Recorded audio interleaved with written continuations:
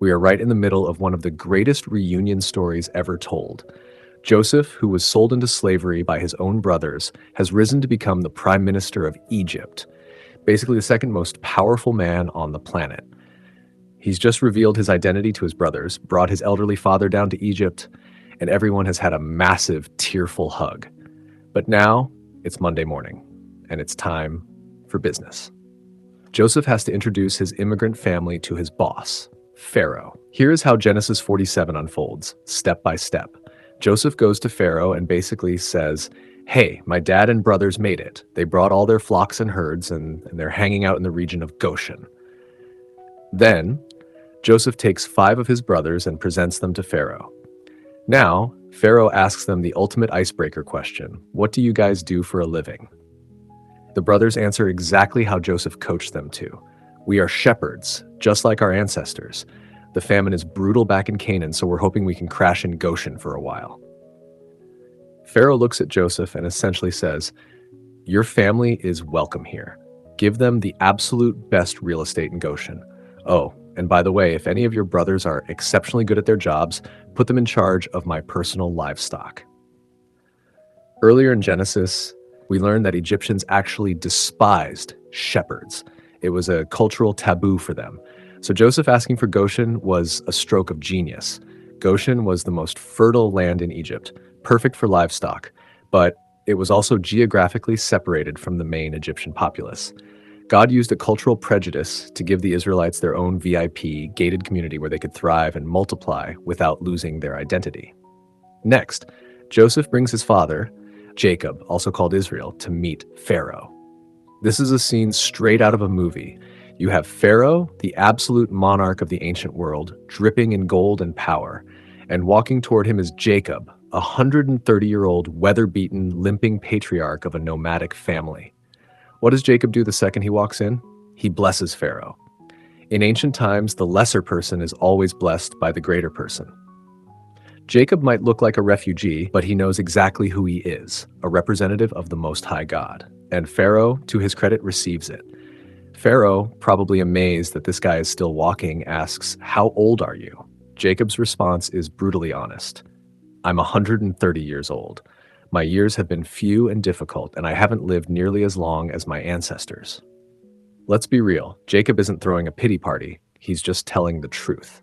The man had to flee for his life from his brother, got conned by his father-in-law, lost the love of his life, Rachel, in childbirth, and spent 22 years grieving a son he thought was dead. It was a hard life, but he made it. He blesses Pharaoh one more time and walks out like an absolute boss. Meanwhile, the famine is raging. It's so bad that people are starving, not just in Canaan, but all over Egypt. Joseph has been selling the grain he stockpiled during the 7 years of plenty. Eventually, the citizens of Egypt run out of money. The cash flow completely dries up, and they come to Joseph panicking. "We're out of money. Are you going to let us die?" Joseph says, "Bring me your livestock. I'll trade you food for your animals." So they do. They trade their horses, sheep, goats, and donkeys for bread. That gets them through one more year. The next year, they come back. "Joseph, we have no money, and you have all our animals. All we have left is our bodies and our land. Buy us and our land for food, and we will be servants to Pharaoh." So Joseph buys almost the entire country of Egypt for Pharaoh, except for the land belonging to the priests who were on a government stipend. Then, Joseph institutes a massive economic restructure. He relocates people to the cities for easier food distribution and creates a flat tax system. 20% of all future harvests go to Pharaoh, and the people keep 80%. Modern readers sometimes cringe at this part. Did Joseph take advantage of a crisis to enslave the population? It's important to read this through the lens of the ancient world. The people literally say to Joseph in verse 25, "You have saved our lives."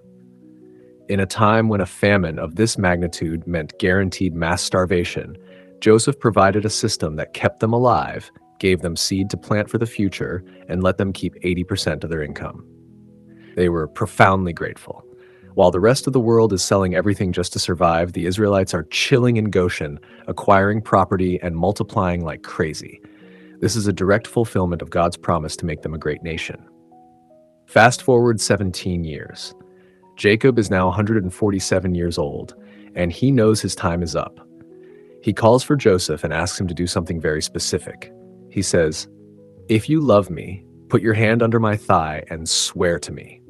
This was an ancient, highly solemn way of making a binding oath, a bit weird to us today, but incredibly serious back then.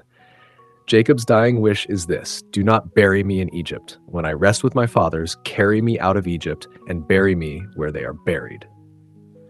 Joseph promises, and Jacob, leaning on the top of his staff, bows his head in worship. Genesis 47 is a masterclass in watching God's providence at work. God used a famine to reunite a broken family. He used an Egyptian prejudice, hating shepherds, to give his people a safe haven. He used Joseph's brilliant administrative skills to save an entire region from starvation. But the most beautiful part is Jacob's ending. Even though Jacob had spent the last 17 years of his life in the absolute luxury of Egypt, with plenty of food and his family perfectly safe, his heart wasn't in Egypt. He knew Egypt was just a temporary stop. His heart was tied to the promised land. It's a great reminder for us today. No matter how comfortable or difficult our current Egypt is, we are citizens of a better country.